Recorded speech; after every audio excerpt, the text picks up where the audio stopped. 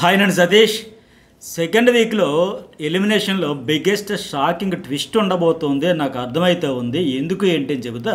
ఈ వారం ఓటింగ్ అంతా గమనించారు కదా, మరి ప్రస్తుతానికి కూడా ఓటింగ్ ఏంటంటే హౌస్లో వాళ్ళు తీసుకునే స్టాండ్ కావచ్చు, ఒక ఒపీనియన్ కావచ్చు, అక్కడ సిచ్యువేషన్ బట్టి ఎట్లాగైతే హ్యాండిల్ చేశారో దాన్ని బట్టి ఆడియన్స్ కనెక్ట్ అవుతారో, ఒక వైబ్ వస్తుంది, అది ఓటింగ్ మీద రిఫ్లెక్ట్ అయితే పడుతూ ఉంటుంది కదా.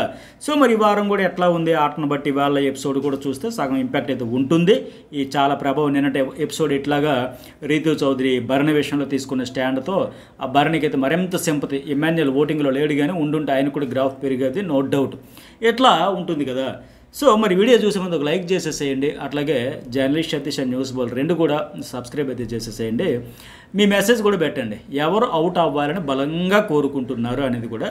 సో ఇప్పుడు ఏంటి, ముందు పర్సంటేజ్లు అని చెప్పేసి లాస్ట్లో ఈ తమ్మునేల్లో పెట్టినట్టుగా బిగ్గెస్ట్ షాకింగ్ ట్విస్ట్ ఎలా ఉండబోతుంది ఎలిమినేషన్లో, అసలు ఎవరు అవుట్ అయిపోతారు నాకేమనిపిస్తుందని కూడా చెప్పేస్తే.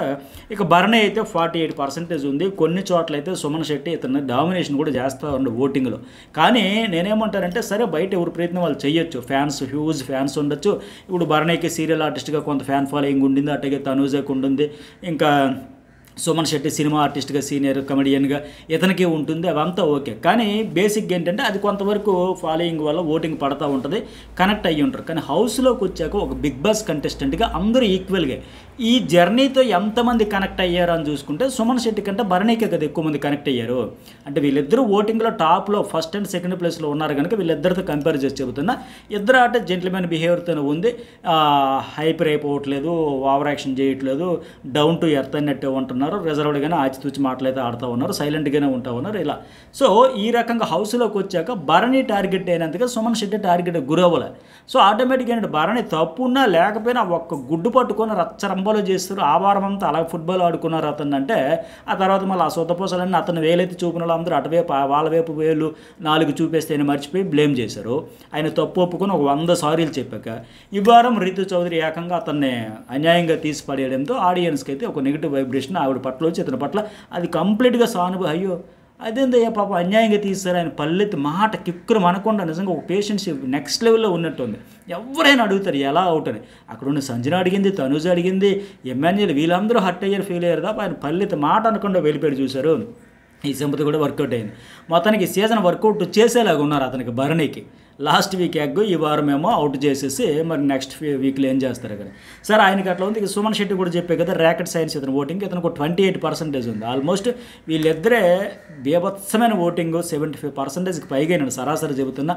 అట్లా షేర్ చేసుకుంటే ఇక 3వ ప్లేస్లో మాస్టర్ మ్యాన్ ఉన్నాడు. ఈ వారం చూసుకున్నా అలాగా ఒక శాతం తగ్గుకుంటూ వచ్చిందని చెప్పాలి. ప్రస్తుతానికి మార్నింగ్ చూస్తే 8% ఉంటే యావరేజ్గా సరాసరి ఒక 7% ఉంది. మరి అలాగనే ఇతను సేఫ్ జోన్లో ఉన్నాడంటే లేడనే చెబుతాను నేనైతే. ఎందుకనేది కూడా నేను లాస్ట్లో ట్విస్ట్ అయితే ఉంటుంది అన్న కదా. ముందు ఓటింగ్ పర్సంటేజ్ చెప్పిస్తే ఓటింగ్ పరంగా ఈ 7% అంటే ఇంకా ఆయన తర్వాత ఉన్న ఒక 3 కంటే బెటరే. 3 డీమాన్ పవన్, ఫ్లోరా, మనీష్ మర్యాద అండ్ ప్రియా, ఈ 4 కంటే ఒక 2% ఎక్కువలోనే ఉన్నాడు. కానీ ఎలిమినేషన్ డేంజర్ జోన్లో రిస్క్లో హై రిస్క్లో కూడా ఈ మాస్క్ మ్యాన్ హరీష్ అయితే ఉన్నాడు అని నాకు అనిపిస్తూ ఉంది. ఎందుకంటే రూల్స్ పట్టించకుండా తిండి మానేసి మరి అలగడం అనేది చాలా సీరియస్గానే తీసుకుంటుంది బిగ్ బాస్ టీం అయితే. సో అట్లాగే ఇంకోటి ఏంటి, నెక్స్ట్ డీమాన్ పవన్, ఇతనికైతే ఒక 5% ఉంది. ఇక సారో పులిహోరలో పూర్తిగా ఇన్వాల్వ్ అయిపోయి ఎలా చెడగొట్టుకోవాలి ఆట అంటే నేను నిన్న మొన్నటి వరకు నా నోటితో నేను చాలాసార్లు చెప్పాను. కామనర్స్ కేటగిరీలో వచ్చిన వాళ్ళలో కొద్దిగా బెటర్గా ఉన్నది, ఒక సెన్సిబుల్గా ఉన్నది, ఒక పాయింట్ మాట్లాడింది, కాస్త కోస్త జెన్యున్గా ఉంటున్నది, వాళ్ళకు కూడా షేర్ చేయాలి, మనమే అన్నీ తినేదానికి కాదు అని అటువైపు కాస్త కోస్త ఆలోచించేది ఇతడే అని చెప్పాం కదా. నిన్నటి దెబ్బకి మొత్తం ఫసక్. ఈయన్ని గెలిపించడానికి ఆవిడ తీసుకున్న స్టాండ్తో ఏదో 2 కలిపి శంకరగిరి మాంజాలు అనే మాదిరిగా ఎదురుదైపోయాయి. సహవాస దోషం పెయిన్. ఎందుకంటే ఇతను ఆఫ్కోర్స్ కావచ్చు, నేను సెలబ్రిటీ కాదు కాబట్టి మనం హౌస్లో ఉండాలంటే కొద్దిగా ట్రాకో పులిహోర ఇట్లా అని ఇతనికి కావచ్చు, ఆవిడకి కావచ్చు. మొత్తానికి వీళ్ళ ట్రాక్ అయితే డిజాస్టర్, అట్టర్ ఫ్లాప్. ఆ ట్రాక్ కోసం ఇంకొకరికి అన్యాయం చేసేస్తే ఆడియన్స్ ఎట్లా యాక్సెప్ట్ చేస్తారు. సో ఓటింగ్ అయితే ఇక ముందు పెరిగేది ఉండదు, 5% కూడా కరిగిపోవడం ఖాయం. పైగా ఆవిడ అందరిని ఈక్వల్గా చూస్తుంది. ఆవిడకి 2 కళ్ళుతో సమానం, టెనెంట్స్ ఓనర్స్ అని సంబంధమే ఉండదు, ఆ ఫీలింగ్గా ఉండదు. ఆవిడకి అంతా సర్వమానవ సౌభ్రతత్వం యాటిట్యూడ్ అని చెప్పి సోది చెబుతాడు. ఇతను ఎలా గెలిచారో ఒకసారి ఆలోచించుకోకుండా ఆవిడ గెలిపిస్తే గెలిచినోడు ఓడిపోయి అవుట్ అయిపోవలసినోడు ఆ భరణి కానీ ఎమ్మెన్యేలు కానీ ఈ వారం కెప్టెన్ అవ్వాల్సిన వాళ్ళు.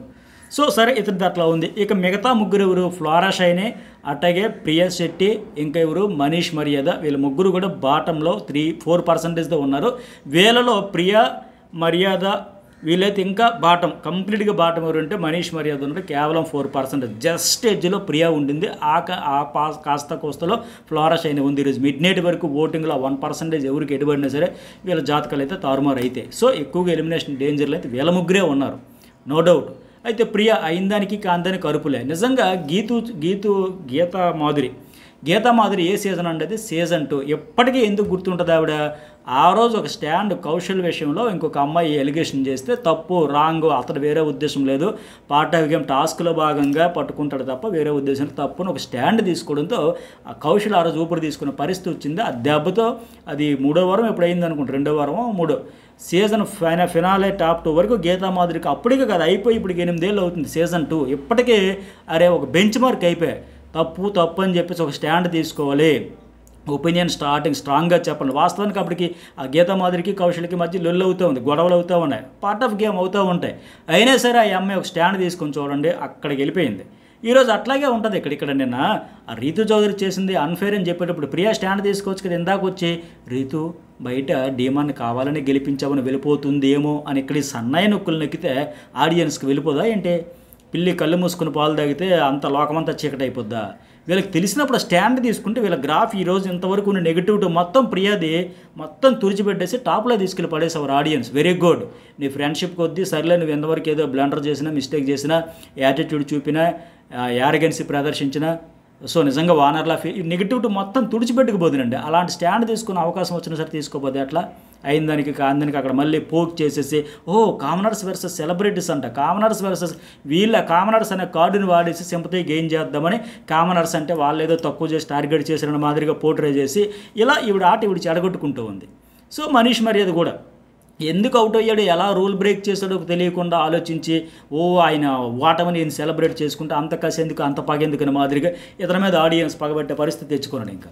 సో వీళ్ళిద్దరు లిస్టులో ఉన్నారు. వీళ్ళిద్దరిలో ఎవరిని పంపినా మాకు సంతోషమైన ఉద్దేశంతో ఫ్లోరా షైనీకి అయితే కాస్త ఓటింగ్ జరిగింది. వీళ్ళ ముగ్గురు పొజిషన్స్ ఇట్లా ఉంటే ఇప్పుడు నేను స్టార్టింగ్లో చెప్పినట్టుగా బిగ్గెస్ట్ ట్విస్ట్ ఏంటంటే మాస్క్ మ్యాన్ హరీష్ ఈ వారం ఎలిమినేట్ అయిపోయినా ఎవ్వరూ ఆశ్చర్యపోవక్కర్లే.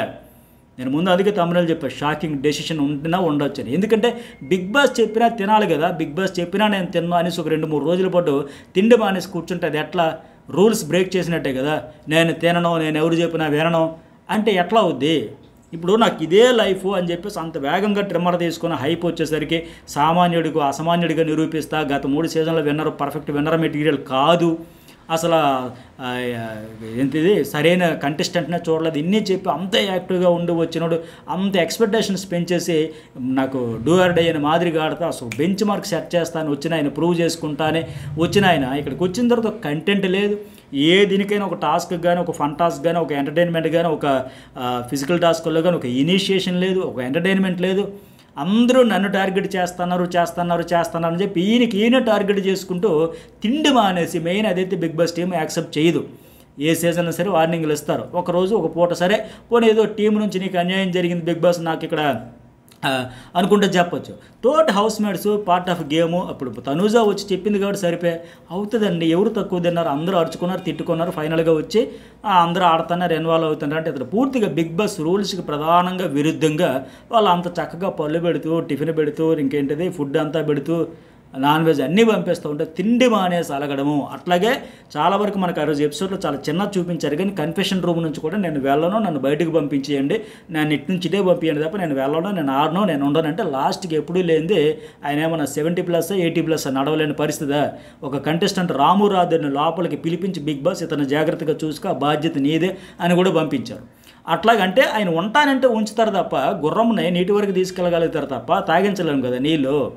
ఆడతాము, ఉంటాము, గెలుస్తామంటే రైటో రాంగో, గుడ్డో బ్యాడో, పాజిటివో నెగిటివో మనం ఉండాలి అనుకున్న జీలు ఉంటే ఆ హ్యాపీనెస్ అది ఉంటే ఆ ఇనిషియేట్ తీసుకుంటే వాళ్ళేనే ఉంచుతారు. సరే మీకు అవకాశాలు సంచాలకంగా కావచ్చు, ఇంకో రకంగా కావచ్చు, వచ్చేటప్పుడు మిమ్మల్ని మీరు ప్రూవ్ చేసుకోండి, మీకు నచ్చిన వేలు అసలు నేను ఉండను ముర్రో అంటే ఎవరు ఉంచుతారు? బతిమలాడి ఉంచాల్సిన పరిస్థితి ఏంటి వాళ్ళకి? పైగా ఇంకోటి ఏంటి, వీకెండ్ నాగార్జున గారు వచ్చినప్పుడు కూడా సాధారణంగా హౌస్లో ఈ టాస్క్లో కంటెస్టెంట్స్తో ఎంత యారగెన్సీ యాటిట్యూడ్తో ఉన్నా సరే డౌన్ టు ఎర్త్ అన్నట్టే ఉంటారు. బట్ ఆయన ముందు కూడా మూడీగా అప్పటికే నాగార్జున గారు మీరు గమనించారా, హరీష్ నవ్వితే బాగుంటావు, కొద్ది నవ్వయ్యా బాబు, ఎంజాయ్ చేయి, ఆటను ఆస్వాదించు, నీతో పాటు వాళ్ళు కూడా ఆస్వాదిస్తారని మాదిరిగా. సో హౌస్ హార్మోన్ కూడా దెబ్బతింటుంది ఒక రకంగా, మూడ్ ఆఫ్ అయిపోయి ఏదో రకంగా ఇన్వాల్వ్ చేయాలని నాగార్జున కూడా మోటివేట్ చేసి ఆ రోజు చూడండి ఎన్ని సందర్భాల్లో హరీష్ ఇప్పుడు నీకు ఒక బెనిఫిట్ వస్తుంది, ఎవరిని చూజ్ చేసుకుంటావో చెప్పు, ఎట్లా ఏదో రకంగా ఆయన ఇన్వాల్వ్ చేయాలని. అంత మూడ్ ఆఫ్ అయిపోయి ఆ తర్వాత వచ్చాక నిరాహార దీక్ష చేసేస్తే సో ఇన్వాల్వ్మెంట్ తక్కువ, హార్ట్ఫుల్గా ఉండట్లేదు. నిజంగా తనూజ బూస్టప్ తర్వాత కొంచెమైనా చేంజ్ వచ్చింది, కానీ 3 స్వింగ్స్తో ఉండిపోతుండే. అలాగే ఆ నామినేషన్లో అప్పుడు కూడా చూడండి, దమ్ముంటే పంపించమని బిగ్ బాస్ అని ఛాలెంజ్ కూడా చేసింది. అంటే ఏంటి, బిగ్ బాస్కి ఛాలెంజ్ చేస్తున్నావా, దమ్ముంటే పంపించమని తనూజ రీతు చౌదరి కూడా అడిగారు. సో ఇట్లా మొత్తానికి నేను ఉండను, నన్ను ఎలా ఉంచుతారో నేను చూస్తాను, నేను తినను, నేను ఆడను, నేను వినను, ప్రతిదానికి కయ్యానికి కాలు దిబ్బ మాదిరిగా నెగిటివ్ వైబ్రేషన్ ఉంటే నాకైతే తెలిసేది కష్టమే, ఉంచేదానికైతే అవకాశం లేదు. నేను చెప్పే కదా ఓటింగ్ పరంగా అయితే అట్లా ఉంది. నాకు తెలిసి మిడ్ వీక్ ఎలిమినేషన్ కూడా కన్ఫెషన్ నుంచి నేను వెళ్ళను తిన్నో అనేటప్పుడు అప్పుడే డిసైడ్ అయిపోయి ఉంటారు. సరే ఇంకెందుకులే, ఓటింగ్లో కూడా మరీ పొడి చేసినంత లేదు కదా, కొద్దిగా బొటాబోటీలను ఒక 2-3% అటు ఇటుగా ఉన్నాడు కదని ఇతడు ఎలిమినేట్ అయిపోయినా మీరైతే అవ్వ అలాగైపోయిందా అని అనుకోకర్లా. ఎందుకంటే అతనంతటా అతనే ఆట చెడగొట్టుకుంటే మరి ఎవరేం చేస్తారు.